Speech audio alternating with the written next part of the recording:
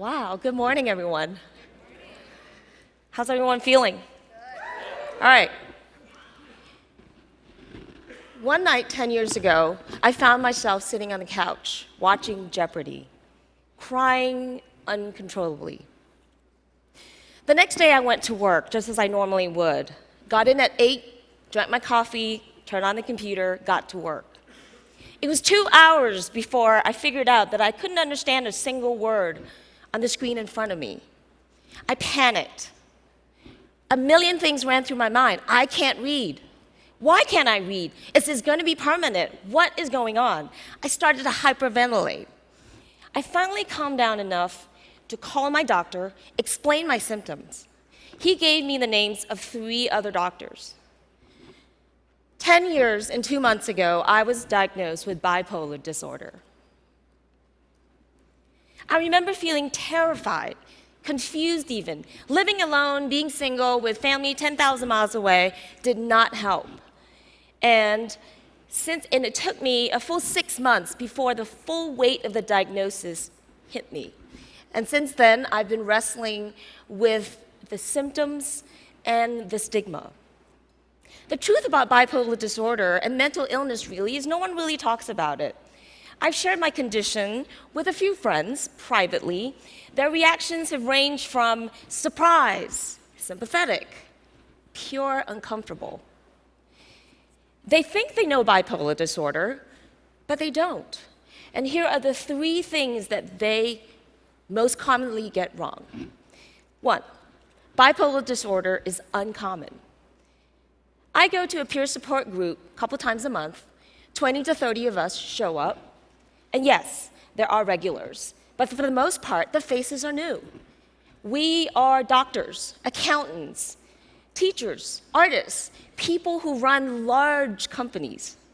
Bipolar disorder affects 6 million Americans and 30 million people worldwide. These are conservative numbers. The numbers could be much larger.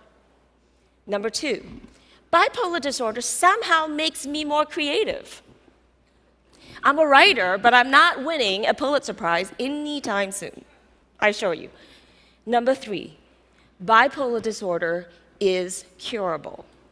Naively, I believed this myself at first. So I took my medications, got my 8 hours of sleep, went to therapy. I did all these things and it made me feel much better, so much so that I thought I was cured. And so I stopped. That didn't work out very well for me.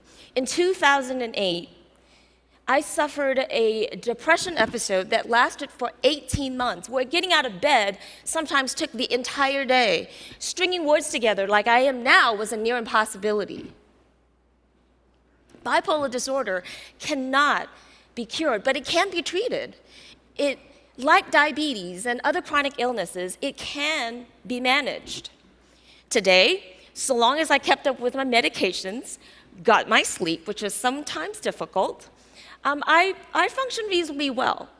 Avoiding stressors is a good thing as well. So I now have a no asshole rule. I no longer work with assholes.